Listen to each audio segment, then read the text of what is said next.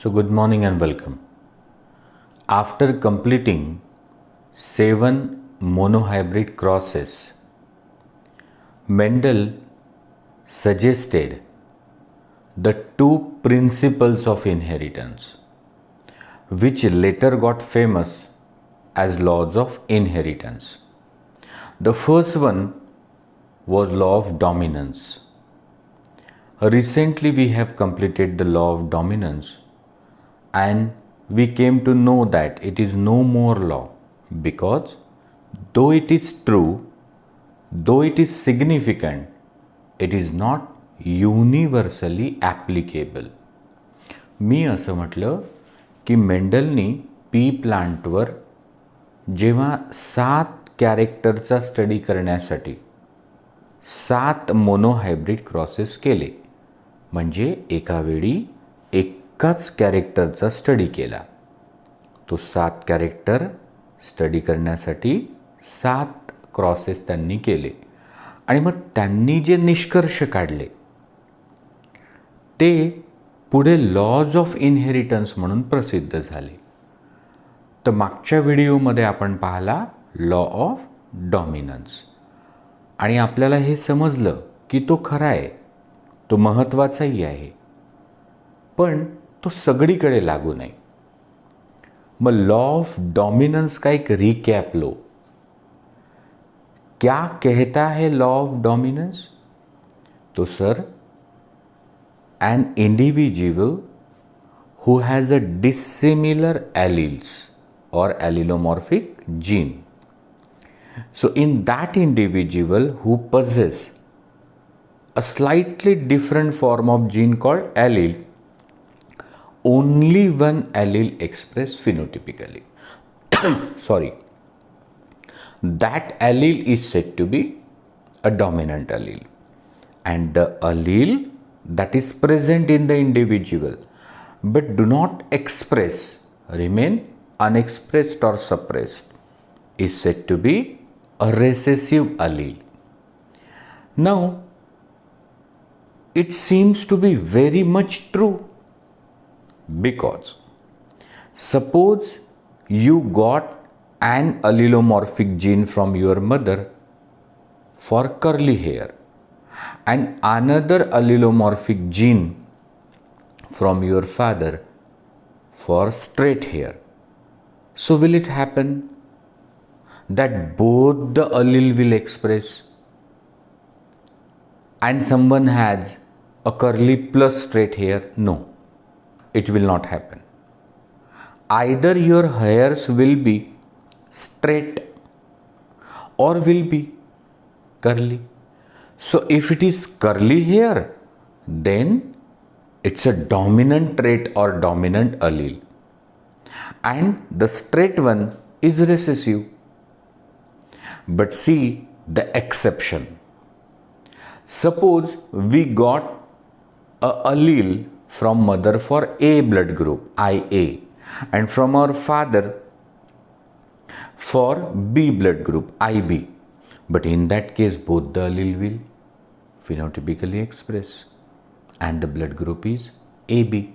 So this is a case of a codominance. These do not follow the law of dominance. One more exception we have gone through, that Correns in 1906, when crossed a red flowered plant with a white flowered plant, the F1 individual who has a particle, a factor, a gene from red and from white. So according to Mendel's principle, the flower color should have been red. But that individual, F1 individual, have a pink color of the flower. It happen only if both the alleles have got expressed partially. So we have seen incomplete dominance in 4 o'clock plant, codominance AB blood group in human. So this law is no more law because it has exceptions. So in present lecture, we will talk for the second law of inheritance, law of segregation और law of purity of gametes. तो बघा, आपण या लेक्चरमध्ये दुसरा law जो मेंडलनी monohybrid क्रॉसच्या आधारे दिला होता, ज्याचं नाव आहे लॉ ऑफ सेग्रिगेशन और law of purity of gametes, तो स्टार्ट करतोय. So first point, law of segregation is a second law of inheritance. This was given by Gregor John Mendel on the basis of monohybrid crosses which he did in pea plant. Law of segregation is universally applicable. It do not have any exception. It is also called law of purity of gamete. मी पहिल्या पॉइंटमध्ये म्हटलं की law of segregation हा second law of inheritance आहे. Gregor John मेंडलनी monohybrid क्रॉसेसच्या आधारे तो दिला होता. या लॉला अपवाद नाही, हा सर्वत्र लागू आहे. आणि याचं दुसरं नाव आहे लॉ ऑफ प्युरिटी ऑफ गॅमिट. आता याचं स्टेटमेंट बघा.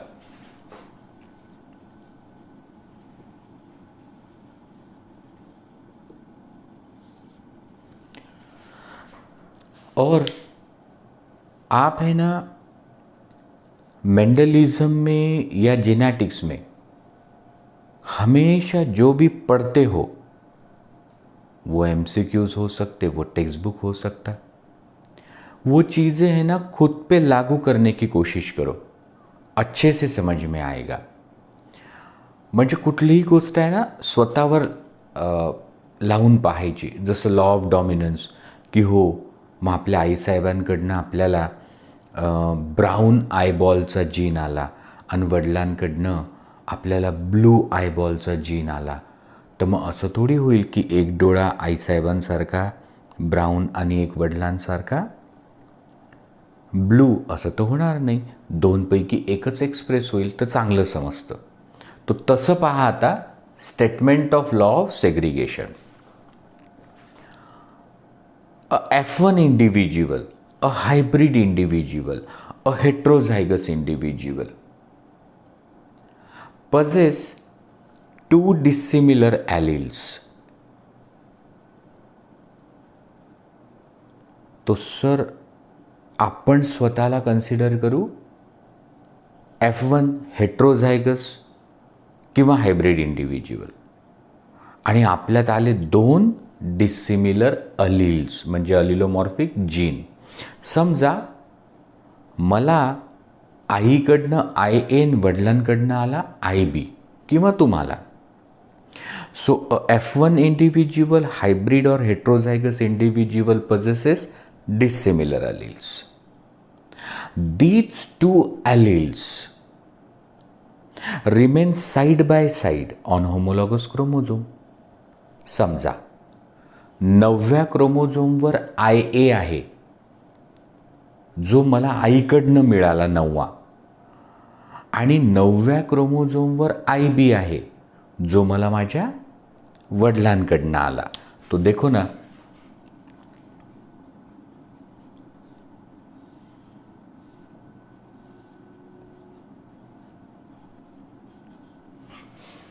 हम लोगों में हर क्रोमोसोम 2 बार होता ना. पहला 2 बार, दूसरा 2 बार, तीसरा 2 बार, ऐसे करते करते 23वां 2 बार, म्हणजे 23 जोड्या असतात. मग ही कोणती जोडी आहे? 9वी. हा आईकडचा 9वा आपल्याला जो आला तो, आणि हा आपल्या वडिलांकडून आला. बरोबर. यांना तुम्ही काय म्हणता? Homologous chromosome. मग समजा इथे IA for A blood group आणि IB for B blood group आहे.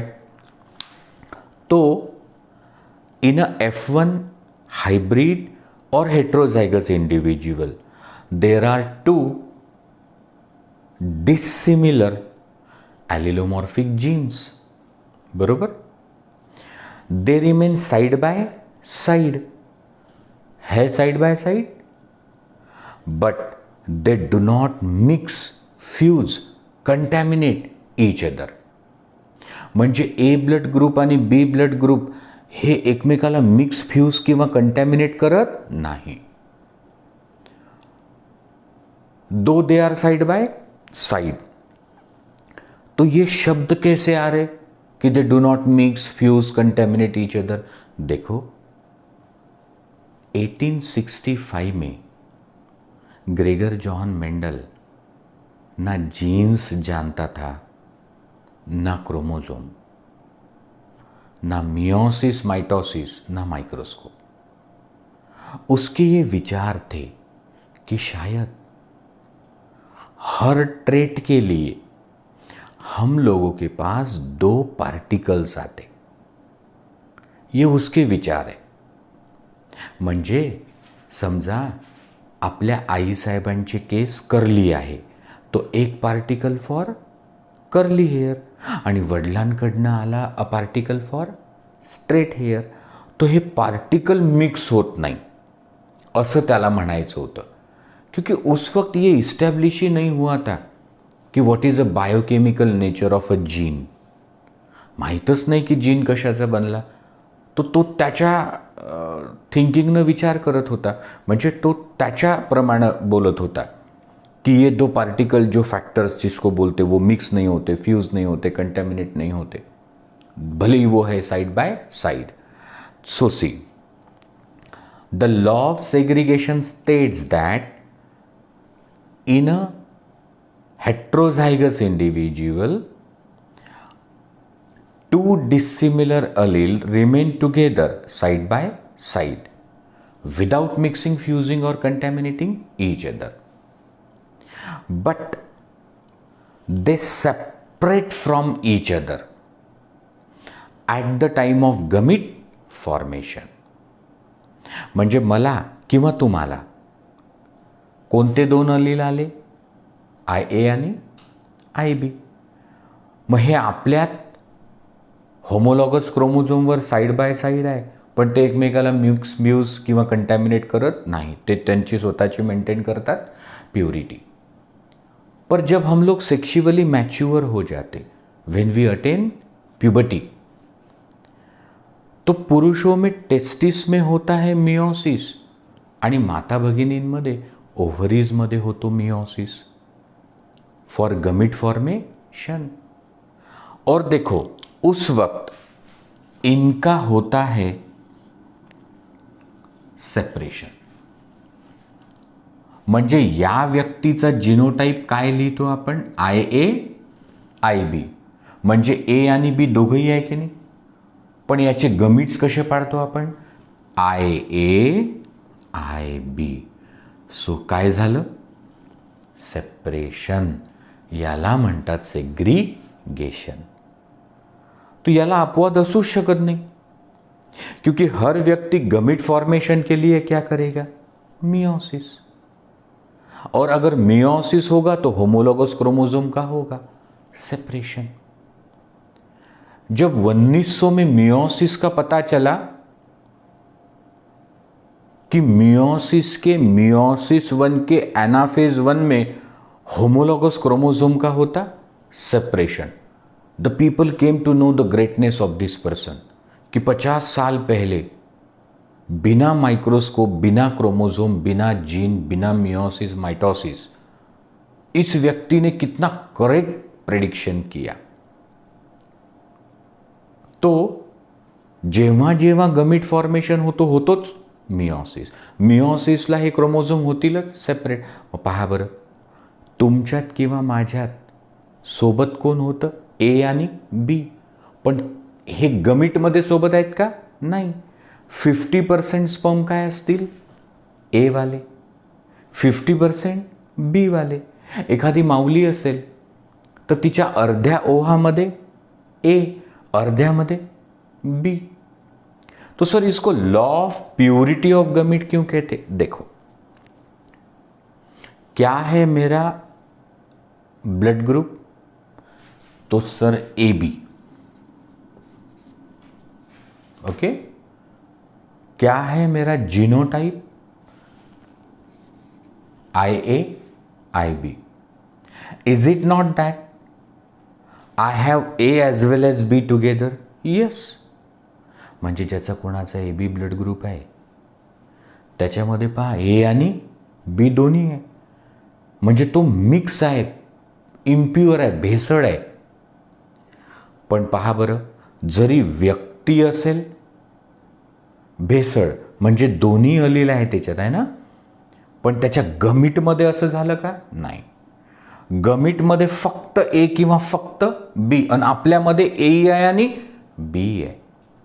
तो अब लिखो statement of law of segregation. Law of segregation states that in a heterozygous individual, dissimilar alleles remain together without mixing, fusing, contaminating each other. Finally, they separate from each other. Finally, they separate from each other at the time of gamete formation and pass into different gamete. Whether both the allele have came in the same gamete? No. The gamete receive only one allele out of the two. So gamete is always pure. अब इसी को दूसरा उदाहरण देके मैं बताता. देखो, suppose one plant has yellow seeds and it is pure, homozygous. Capital Y, capital Y. समजा एक पी प्लांट आहे ज्याचे सीड्स कसे आहे? येलो, आणि तो होमोझायगस आहे म्हणून both the alleles are same.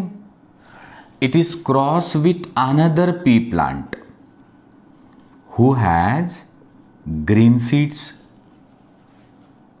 मग दुसरं जे पी प्लांट आहे तर त्याचे दाणे कसे आहे? हिरवे. म्हणजे स्मॉल y, स्मॉल y.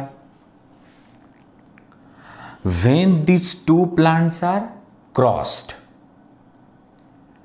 तो या क्रॉसला काय म्हणायचं? Monohybrid cross. का? Because the plant are different for single character. काय फरक आहे दोन प्लांटमध्ये?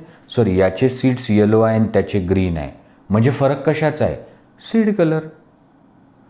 So when you study the inheritance of one character, it is a monohybrid cross. बरोबर. मग बघा, आता येलो सीडेड प्लांटचे सगळे गमीट काय असतील? समजा हे फिमेल प्लांट आहे तर फिमेल गमीट कॅपिटल Y, आणि जे ग्रीन सीडेड आहे त्याचे सगळे गमीट स्मॉल y. आता मेल आणि फिमेल गमीटचं फ्युजन झालं की कोणती पिढी बनते? F1. सगळ्या F1 मध्ये माँ की तरफ से कैपिटल Y म्हणजे येलो, और पिता की तरफ से ग्रीन म्हणजे स्मॉल y. म्हणजे सगळे जे F1 प्लांट आहे ना त्यांना त्यांच्या आईकडून कोणता रंग आला? येलो, आणि बाबाकडून कोणता आला? ग्रीन. अब बताओ कि इस F1 के सीड का कलर क्या होगा? तो sir, out of the two allele one will express, call dominant. मग कोणता डॉमिनंट असतो? येलो. म्हणून हे सीड्स कसे आहे? येलो. आत्ता पहा law of segregation. In a F1 individual, there are dissimilar allele, isn't it? F1 व्यक्तीमध्ये अलील सारखे आहेत का? नाही. येलो, ग्रीन, डिसिमिलर आहे. In a F1 individual, there are dissimilar allele, but these two allele remain together. म्हणजे जेव्हा zygote बनलं होतं तेव्हापासून तर ते प्लांट मिओसिस करेपर्यंत.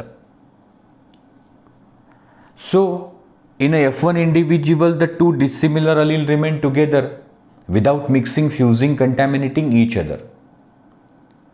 Finally, जब आप F1 के गमिट फॉर्म करते हो तो कैसे गमिट फॉर्म होंगे? तो सर आपण याचे गमिट असे पाडतो 50% कॅपिटल वाय आणि 50% स्मॉल वाय. पहा बरं, ह्या अलिल्सचं काय झालं? Segregation, separation. और गमिट रिसीव ओनली वन अलील. म्हणजे हे दोन्ही अलील या गमिटमध्ये आले का? नाही. हे इकडे आले का? नाही. म्हणजे गमिटला फक्त एकच अलील येतो. बरं, आता हा इंडिविजुअल पहा कसा है. तो सर ये जो F1 प्लांट है ना, उनमें येलो भी है और ग्रीन भी है, माने भेसड़ है, इम्प्योर है. बट क्या उनके गमिट्स इम्प्योर है? नहीं. गमिट में या तो येलो या तो green. So that's Y law of segregation is called law of purity of गमिट. आता तुम्हाला काय समजलं सांगा. तो सर मला हे समजलं की law of segregation second law of inheritance आहे. हा मेंडलनी मोनोहायब्रिड क्रॉसेसच्या आधारे दिला. हा लॉ सर्वत्र लागू आहे. कारण मिओसिसच्या वेळी अलीलचं होतेच सेग्रीगेशन, अपवाद असू शकत नाही. हा जो लॉ आहे याला प्युरिटी ऑफ गमिट्सही म्हणतात. कारण गमिटमध्ये एकच अलील असतो, एक तर येलो नाही तर ग्रीन, ए नाही तर बी. अब statement law of segregation states that in a hybrid individual, heterozygous individual, the dissimilar allele remain together side by side without mixing, fusing, contaminating each other. Finally, at the time of gamete formation, they separate and pass into different gamete. So gamete receive only one allele out of the two and hence it is always pure. आता law of सेग्रीगेशनची introduction झाली, त्याचं statement झालं. आता explanation द्यावं लागेल.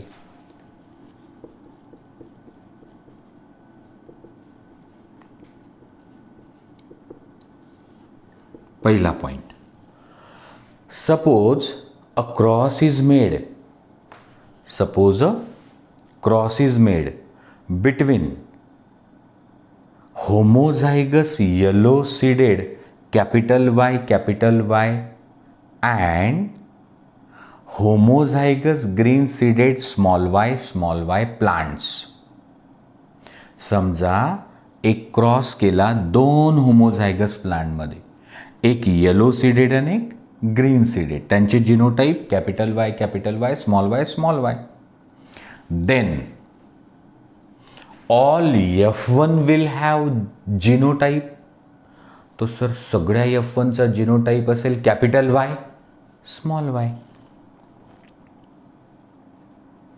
All F1 will have a genotype capital Y small y.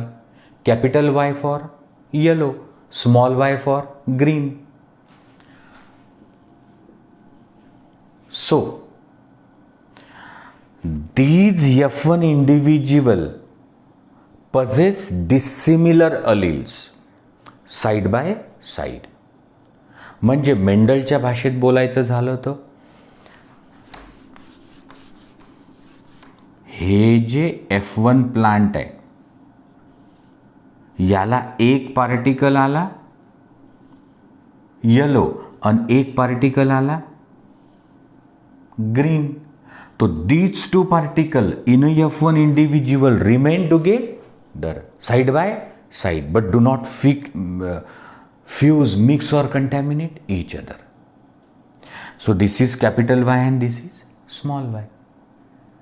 जब हमें चाहिए F2 जनरेशन, जेव्हा F1 पासून पाहिजे असते F2, तुम्ही याचं काय करता हो? सेल्फिंग. म्हणजे हाच मेल आणि हाच फिमेल. तर तेव्हा तुम्ही याचे गमिट्स कोणते फॉर्म करता? तो sir capital Y small y female gamete आणि capital Y small Y male gamete. पहा बरं आता काय झालं कॅपिटल वाय अँड स्मॉल वायचं segregation. So when a cross is made between pure yellow capital Y and pure green small y plant, all F1 individual from this cross will have a same genotype capital Y small y. That is yellow as well as green factors or alleles are present. See in this F1 the two dissimilar alleles remain together without fusing, mixing, contaminating each other. And they separate at the time of gamete formation and pass into different gametes. So gamete is always pure. या gamete मध्ये yellow आणि याच्यात green आणि या plant मध्ये yellow green दोन्ही होते. माने व्यक्ति भेसड़ हो सकता, गमीट भेसड़ नहीं होते. अब ये हो गया लॉ ऑफ सेग्रीगेशन और law of purity of gamete. हम थोड़े अलग तरीके से इसको अभी समझेंगे. आपण आता प्रयत्न करू की हे मेंडलच्या कसं लक्षात आलं असेल की जो F1 आहे त्याच्यात डिसिमिलर अलील्स आहेत आणि ते मिक्स नाही झाले आणि ते सेपरेट झाले. हे कसं लक्षात आलं असेल पहा. आपण जीनोटाइप लिहूच नाही, फक्त फिनोटाइप, क्योंकि दिखता क्या है सिर्फ फिनोटाइप. तो female was tall, male parent dwarf. हे झाले पॅरेंटल जनरेशन. तुम्ही तुमच्या अंगणात करून पहा. एक प्लांट आहे टॉल, एक प्लांट आहे ड्वार्फ. यांना केलं क्रॉस. F1 जनरेशनमध्ये सगळेच्या सगळे प्लांट्स कसे होते टॉल. तो टॉल ड्वार्फ की संतान कैसी है टॉल. सिर्फ एक ही प्लांट नहीं है ड्वार्फ. आगे देखो, जब मिली F2 generation after selfing of F1, तेव्हा some plants were tall and some plants were dwarf. अब मेंडल ने सोचना शुरू किया कि टॉल और ड्वार्फ की प्रोजेनी है टॉल, बराबर, और इस टॉल की जो संतान है वो है टॉल एज वेल एज ड्वार्फ. तो अब उसका सोचना शुरू हो गया पीछे पीछे की टॉल पासून टॉल भेटणं स्वाभाविक आहे. म्हणजे टॉलची संतान टॉल असू शकते, पण टॉलची संतान कशी काय आहे ड्वार्फ. त्यांनी काय विचार केला की बुवा टॉल पासून टॉल तर भेटू शकतं ना, पण टॉल पासून कसं काय भेटलं ड्वार्फ. देखो ड्वार्फ तो तब मिलेगा जब एक साथ आएंगे स्मॉल टी. ठीक आहे ना. अरे ड्वार्फ तर तेव्हा भेटेल ना जेव्हा सोबत असतील स्मॉल टी. बरं, ही ड्वार्फ कोणाची संतान आहे सर या टॉलची है. तो बच्चे में ये अलील्स किससे आते, एक माँ और एक पिता से, बरोबर ना. हा जो ड्वार्फ प्लांट आहे तर याची आई टॉल आणि याचे वडीलही टॉलच आहे, बरोबर ना. अरे बाबा, हे जे प्लांट आहे ते कसं आहे ड्वार्फ. अरे ड्वार्फ कधी असते प्लांट जेव्हा असेल स्मॉल टी. अरे हे जे दोन अलील असतात हे कोणाचे येत असतात. तुम्हाला दोन अलील कोणाचे आले सर, एक आईचा आला एक वडिलांचा आला, बरोबर ना. मग आता याची आई हेच आणि याचे वडीलही हेच, कारण काय केलं? सेल्फिंग. बरोबर. म्हणजे या टॉलमध्ये होता स्मॉल टी, कारण याला स्मॉल टी आलं कुठून? या टॉलपासून. म्हणजे या टॉलमध्ये होता स्मॉल टी. मग स्मॉल टी होता तर हा ड्वार्फ का नहीं? तो सर आप कहते कि ये जो ड्वार्फ है, ड्वार्फ तभी होगा जब स्मॉल टी आएंगे, और ये अलील तो आते हैं माता पिता से, और इसकी माता पिता तो यही है, मतलब इसी से आए ये स्मॉल टी, मतलब इसमें स्मॉल टी है. अब स्मॉल टी है तो ये क्यों नहीं है? ड्वार्फ. तो शायद यहां कैपिटल टी भी है, और कैपिटल टी ने स्मॉल टी को एक्सप्रेस होने ही नहीं दिया, आणि म्हणून हा कॅपिटल टी एक्सप्रेस झाल्यामुळं हा F1 कसा है? टॉल है. Law of dominance. तो सर फिर यहां पे कैपिटल टी ने स्मॉल टी को एक्सप्रेस होने नहीं दिया, तो यहां क्यों एक्सप्रेस हो गया? वो इसलिए कि इनका हुआ सेग्रीगेशन. पहा बरं, हे जेवढे टॉल आहेत, बरोबर ना, यांची आई टॉल आणि वडीलही टॉल. या ड्वार्फची आई टॉल, वडीलही ड्वार्फ. आय एम सॉरी, याची आई सुद्धा टॉल आणि वडील सुद्धा टॉलच. मग पहा, या टॉलचा काय जिनोटाइप निघाला? Capital T small T. So suppose capital T small T tall as a female, आणि capital T small T again tall as a male. अरे बाबा, हेच प्लांट मेल आणि हेच प्लांट फिमेल, कारण काय करतो? सेल्फिंग. मग पहा, हे झालं सेपरेशन, हे झालं सेपरेशन, म्हणजे सेग्रीगेशन. फक्त ते दिसत नाही, ते पुढे दिसेल. आता पहा, मां की तरफ से स्मॉल टी, पिता की तरफ से स्मॉल टी आने की पॉसिबिलिटी कितनी है? 1/4. दोन्ही पेरेंटकडनं स्मॉल टी यायची पॉसिबिलिटी किती आहे? 1/4. देखो, capital T capital T, capital T small T, capital T small T आणि स्मॉल टी 1/4. सो ये है वो स्मॉल टी, और ये तभी मिल सकता जब इनका होता सेपरेशन, सेग्रीगेशन. अब किसी स्टूडेंट ने कहा कि सर मुझे अभी भी नहीं समझा कि आप कह रहे कि कोई भी हेट्रोजाइगस इंडिविजुअल में a dominant allele and recessive allele म्हणजे dissimilar allele remain together, they do not mix, fuse, contaminate each other and they separate at the time of gamete formation. हे मला अजून नहीं समजलं. मुझे आप व्यवहारिक भाषा में बताओ, बिना बायोलॉजी का शब्द यूज करे. म्हणजे एखाद्या विद्यार्थ्यांनी म्हटलं की तुम्ही खूप छान सांगितलं, सगळं ठीक आहे, पण मला नाही समजलं, मला तुम्ही बायोलॉजीच्या भाषेत सांगू नका, व्यवहारिक जीवनाच्या भाषेत सांगा. तर मग कसं सांगायचं पहा.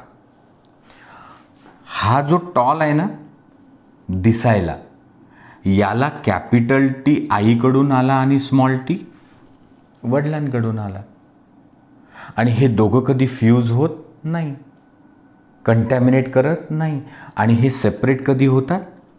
गमीट फॉर्मेशनच्या वेळेस, कारण गमीट हॅप्लॉइड असतं ना. आता उदाहरण पहा, एक रूम आहे,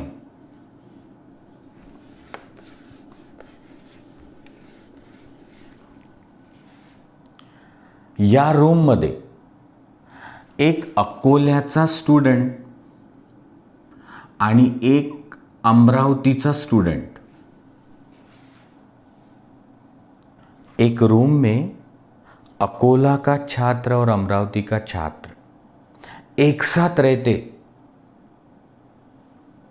5.5 साल, first year, second year, minor, major, internship. म्हणजे अकोला आणि अमरावतीचे एक एक पोरगा एकाच रूममध्ये राहते. एक व्हेजिटेरियन आहे प्युअर आणि एक नॉन व्हेजिटेरियन आहे प्युअर. म्हणजे आहे डिसिमिलर. एक जण नॉनव्हेज खातच नाही आणि एक जण व्हेज खात नाही. So the two student remain together side by side in a same room for some 6 years. पण कधी यानी त्याला म्हटलं नाही की तू नॉनव्हेज खा, त्यांनी याला म्हटलं नाही की तू व्हेज खा. दे मेंटेन देयर प्युरिटी. फिर डिग्री हो गई MBBS. तो अकोल्यावाला अकोल्याला आला, अमरावतीवाला अमरावतीला गेला. पहा बरं आता हे दोघं सोबत राहिले की नाही. पण मग हा व्हेजिटेरियन आहे, याला नॉनव्हेज खायची सवय लागली का? नाही. आणि हा नॉन व्हेजिटेरियन आहे, हा व्हेज खातो का? नाही. दे मेंटेन देयर प्युरिटी. तो सर्व सेपरेट कब हुए? डिग्री खत्म हुई. म्हणजे इथे सेपरेशन कधी होते? At the time of gamete formation. आता पहा बरं, अकोल्यात एकच आला, अमरावतीत एकच आला. दोघं सोबत अकोल्याला किंवा दोघं सोबत अमरावतीला गेले का? नाही. तर 2 विद्यार्थी म्हणजे 2 अलील. एकमेकांची सवय लागत नाही म्हणजे फिक्स कंटॅमिनेट नाहीत करत. आणि सेपरेट होतात म्हणजे मिओसिसच्या वेळी.